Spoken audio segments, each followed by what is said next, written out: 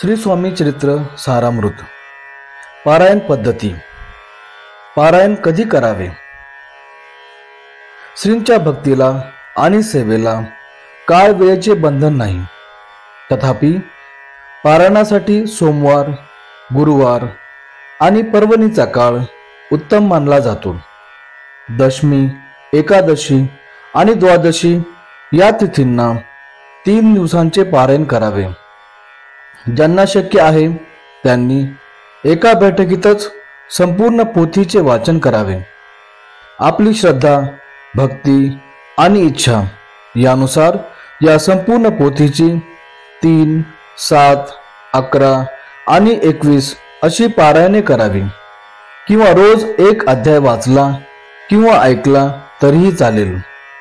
पारायणाची वेळ: सकाळीच स्नानानंतर नित्याची देवपूजा करून भोजनापूर्वी पारायण करावे. पारायणाची पद्धत: वेळ निश्चित केल्यास उत्तम. स्नान करून शुद्ध वस्त्रे नेसावी. मस्तकी गंध लावावा. नित्याची देवपूजा करावी. कुलदेवता, इष्टदेवता, गुरुदेव आणि श्री स्वामींचे स्मरण करावे. वडीलधाऱ्यांना वंदन करावे. पारायणाच्या प्रारंभी उजव्या तळ हातावर पळीभर पाणी घेऊन आपले नाव, तिथी, दिनांक आणि वार यांचा उल्लेख करून आपण कोणत्या इच्छापूर्ततेसाठी हे पारायण करीत आहोत हे बोलावे. अर्थात पारायणाचा संकल्प करावा आणि तो उद्देश सफल व्हावा म्हणून श्रींची प्रार्थना करून ते पाणी ताम्हणात सोडावे. हे पाणी नंतर तुळशीत टाकावे. पारायणाची व्यवस्था: चौरंगावर उत्तम वस्त्र अंथरून ठेवावे. त्यावर श्री स्वामींची तस्वीर आणि मूर्ती ठेवावी. रांगोळी काढावी. समई लावावी. गंध, पुष्प, धूप, दीप आणि नैवेद्य या पंचोपचारांनी श्रींची पूजा करावी. गंधाक्षता आणि पुष्प वाहून पोथीचीही पूजा करावी. पारायण: आसनावर बसून श्री नाव आणि पोथीला वंदन करून आणि त्यातील अर्थ नीट समजून घेऊन शांतपणे वाचन करावे. या समयी श्री स्वामी महाराज आपल्या समोर साक्षात बसलेले आहेत असा भाव असावा. चित्त प्रसन्न असावे. वाचन चालले असताना साजूक तुपाचा अखंड दीप लावावा. पारायणानंतर वाचन झाल्यावर स्वामींच्या फोटोला गंध, हळद, कुंकू आणि फुले व्हावी. उदबत्ती आणि धूप ओवाळून वंदन करावे. नैवेद्य दाखवावा आणि सर्वांनी प्रसाद घ्यावा. पारायणाच्या शेवटच्या दिवशी ब्राह्मणास आणि ब्राह्मण दाम्पत्यास भोजन, वस्त्र आणि दक्षिणा देऊन त्यांचा सन्मान करावा. किंवा एखाद्या सज्जन ब्राह्मणास शिधा, वस्त्र आणि दक्षिणा देऊन संतुष्ट करावे. पारायणासाठी आवश्यक नियम: साधारण नियम: सकाळी स्नान, तदनंतर आणि नित्य देवपूजा करून भोजनापूर्वी पारायण करावे. स्वच्छ वस्त्रे परिधान करून आणि मस्तकी गंध लावावा. कुलदेवता, इष्टदेवता, गुरुदेव आणि श्री स्वामींचे स्मरण करावे. आसनावर बसून श्री नाव आणि पोथीला वंदन करून शांतपणे वाचन करावे. पारायण चालले असताना साजूक तुपाचा अखंड दीप लावावा. वाचन झाल्यावर स्वामींच्या फोटोला गंध, हळद, कुंकू आणि फुले व्हावी. उदबत्ती आणि धूप ओवाळून वंदन करावे. नैवेद्य दाखवावा आणि सर्वांनी प्रसाद घ्यावा. विशेष नियम: एकाग्रता: वाचन करताना मन एकाग्र ठेवावे. इतर विचारांना दूर ठेवावे.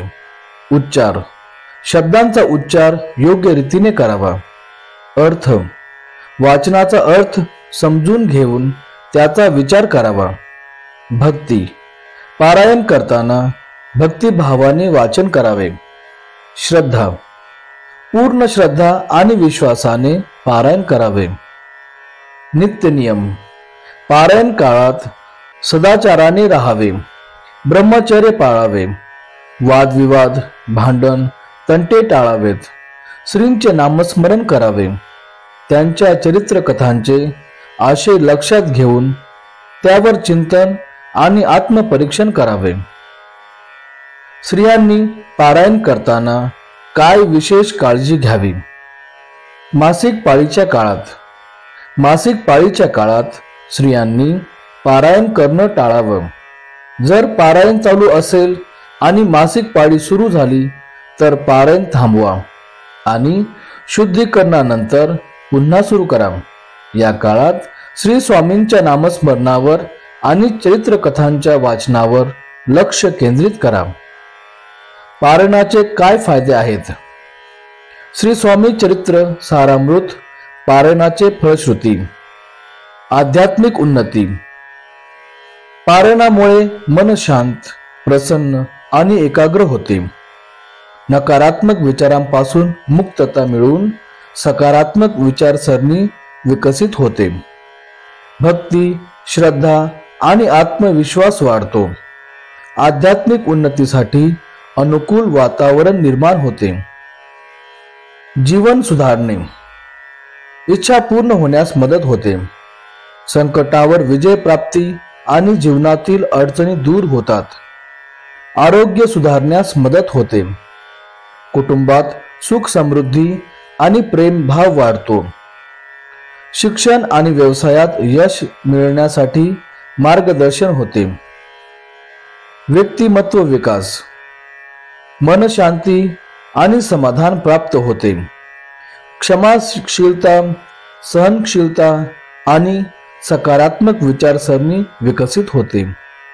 जीवनाकडे सकारात्मक दृष्टिकोन विकसित होण्यास मदत होते. सामाजिक बंध मजबूत.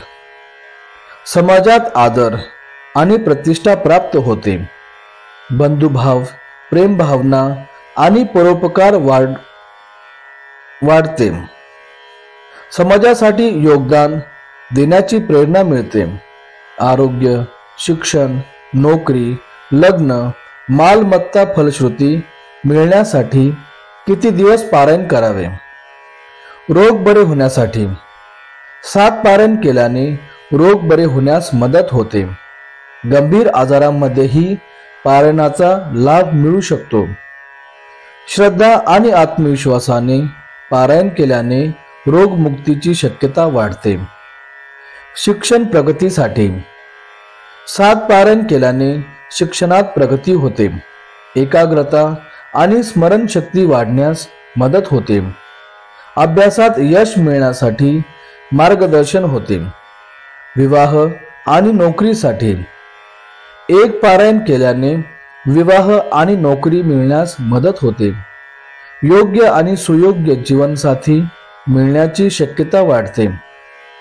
इच्छित नोकरी मिळण्यासाठी मार्गदर्शन होते.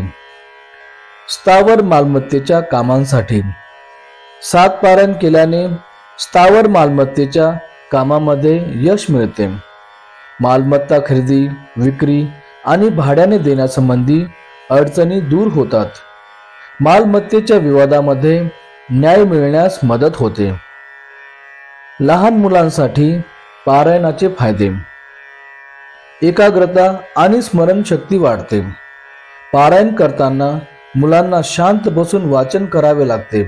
त्यामुळे त्यांची एकाग्रता आणि स्मरणशक्ती वाढण्यास मदत होते. नैतिक मूल्ये शिकतात. श्री स्वामी चरित्र सारामृत या पोथीमध्ये अनेक नैतिक कथा आणि शिकवण आहेत. पारायण करताना मुले ही शिकवण आत्मसात करतात आणि त्यांच्या जीवनात उतरवतात. भाषा आणि शब्दसंग्रह सुधारतो. पारायणामुळे मुलांची भाषा आणि शब्दसंग्रह सुधारण्यास मदत होते. आत्मविश्वास वाढतो. पारायण पूर्ण करताना मुलांना आत्मविश्वास वाढतो. धार्मिक आणि आध्यात्मिक भावना जागृत होतात. पारायणामुळे मुलांमध्ये धार्मिक आणि आध्यात्मिक भावना जागृत होतात. अशा प्रकारे पारायणाचे फलप्राप्ती होते. श्री स्वामी समर्थ.